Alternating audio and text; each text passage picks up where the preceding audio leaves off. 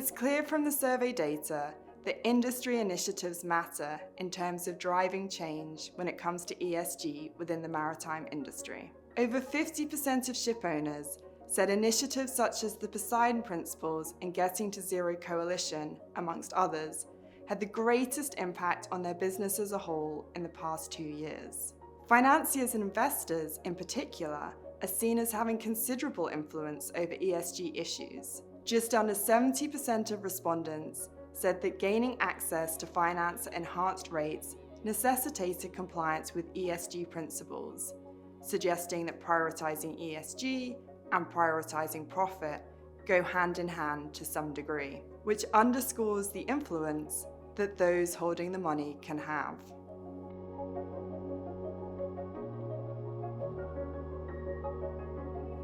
Clearly, the Poseidon Principles have had an influence on ESG and maritime.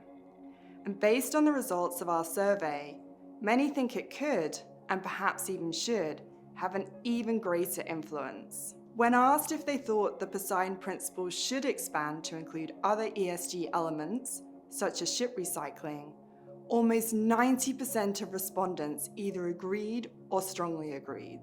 One wonders whether the ship recycling issue in particular is what influenced the responses, as it is already common for banks to require owners to have provision for ship end of life in place at financial signing.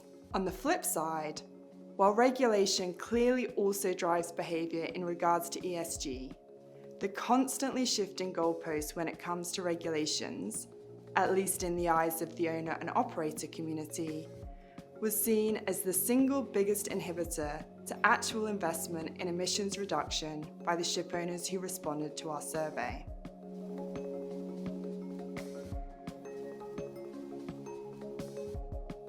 There appears to be strong support for carbon trading in the shipping sector, or perhaps at least acceptance of its necessity or inevitability.